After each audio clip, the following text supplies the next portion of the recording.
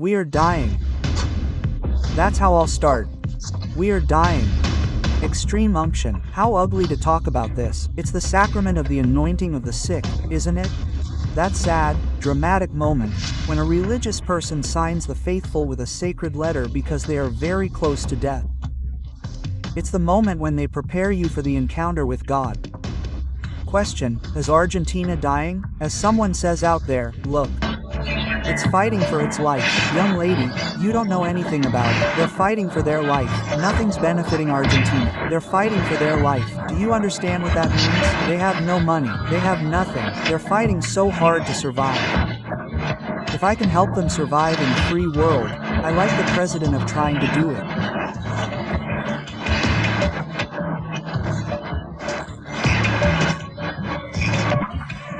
We knew that we were receiving a country in intensive care, but it's raining on the rain. In addition to the country in intensive care, while in intensive care we caught the coronavirus. We come from hell still trying to get out of it. That's why we must act with memory. And so it was that in December 2023 we received a country on the brink of the worst crisis in history. What Trump told us is nothing new. All our politicians keep telling us the same thing. We are dying, intensive care. We are in hell. Argentina is constantly dying and being resurrected. Argentina died in 1989 with the hyperinflationary outbreak. Unfortunately, Argentina died again in 2001 with the most dramatic social crisis in history. Hey, Argentina died again in 2008 when we Argentines killed each other for the resources of the countryside. What a shame what this lady did. Argentina died again at the end of 2023 when Sergio Ma, at the head of the Ministry of Economy, made a disaster. He left 280% inflation, 19 million poor people, negative reserves, a dollar cap, a 100% gap, 1.5 million children skipping at least one meal a day, and 7 million kids living in poverty. What is so terrible about Argentine history, at least for me? That the same people who killed our country time and time again present themselves to society as saviors, as the nurses who come to heal it and get it back on its feet. Look, there are only a few days left. On October 26th, the voting system changed. You have two very easy ways to vote for Fuerza Patria and Stop My Law. The first is to count to 7. 1, 2, 3, 4, 5, 6, 7. Remember how on September 7th, we started to Stop My Law, and on number 7, the little cross for Jorge Tayana and Jimena Lopez. The second is to put a strong one in the middle column. On October 26th, Fuerza Patria to Stop My Law. Well, for Massa, the key number is 7. Perfect. You have to count to 7, you know. 1, 2, 3. What a coincidence, right? With Massa as Minister of Economy, there were 7 months with inflation above 8% per month. With Massa as Minister of Economy, the dollar multiplied by 7, man, can you believe it? From 138 to 1,000 pesos. With Massa as Minister of Economy, there were 7 months with annual inflation above 115%. A success? 1, 2, 3, 4, 5, 6, 7. During Massa's government, the fall in real wages, don't tell me it was, yes, it was 7%. Between 2020 and 2023. What else? With Massa, 7 out of 10 children ended up living in poverty. Good, Massa. 1, 2, 3, 4, 5, 6, 7. The governors at that time said that Massa governed like the number 7, that is, like an ass. Look. They seek national unity after he kicked us for 4 years. Now that it's falling apart, they call us to national unity. Go look at the national unity we have on the highway entering the city of Corrientes. That's national unity. Go look at how many schools we were left without building. Go look at all the cuts. Go see if it was national unity when we were in a pandemic and they didn't come. Go see if it was national unity when they denied us the fight against fires and looked the other way so that we would catch fire. That is national unity. So it is national unity of, Vero is from Pharaoh is from liars, it is from cons.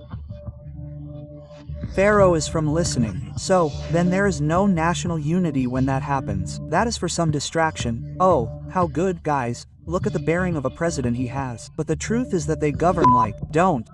You think that we already have enough trouble without going around messing up people's lives with political fights? We can't take on one more mess. Political order so that there is economic order. That is what Argentina needs, and that is what we work on every day. So, everything is very nice with number 7, but here we do not forget that just 2 years ago this man left the country on fire. What is the challenge that the government now faces? For people to live better. Did they lower inflation? Yes. Let's talk. Did they recover reserves? Yes. They recovered fiscal order. They also recovered the relationship with the West. Yes. They recovered the streets. That's enough. No, the most important thing is missing: living well, living better. And today in Argentina the sacrifice is enormous. The average registered salary is 1,600,000 pesos. The data came out today.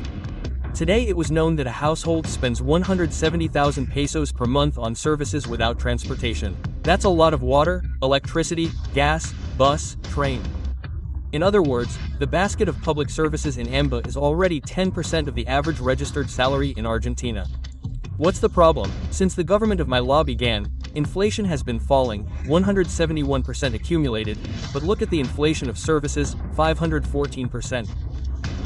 Which social sector is most affected by this? The middle class. It was necessary to be honest, of course, we agree. No need to say. The middle class is holding on. We don't know. Federico Zapata's consulting firm asks, can you make ends meet? A great topic for debate, Diego. Pay attention to this. 53% say, I can't make it.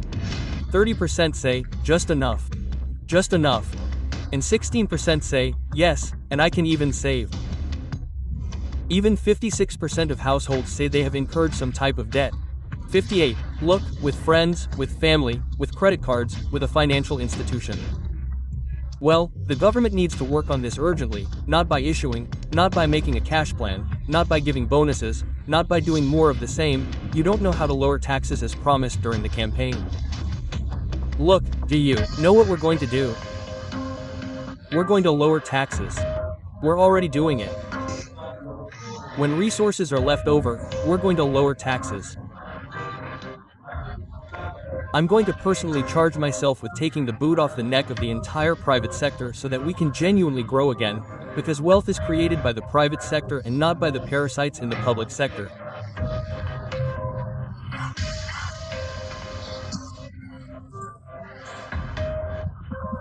And we want to see that all those who talked so much about how taxes had to be lowered in Argentina are now going to raise their hands when it comes to lowering taxes for those who have the least in Argentina.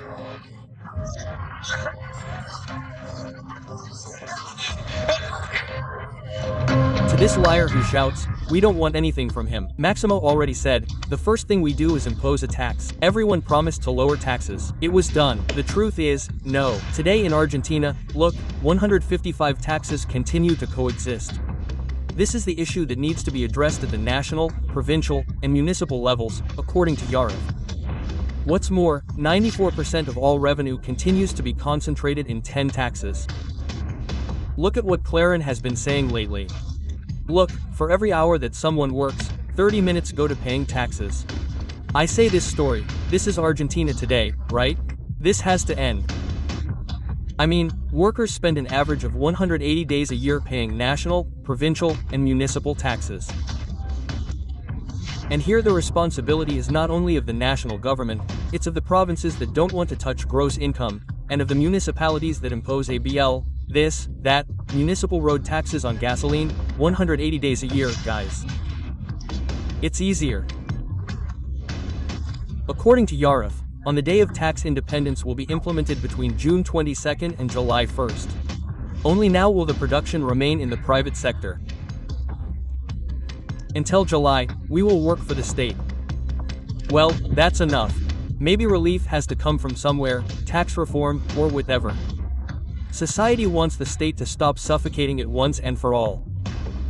That's why I say that Argentina is always on the verge of death, always. And you know who will save it? Not Trump, not Besson, not Santilli, not Milei, not Massa, not Cristina, not Kicillof, not La Campora.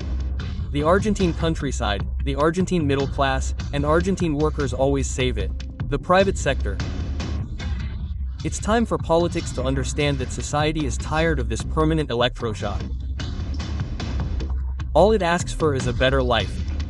Free opinions, sacred facts.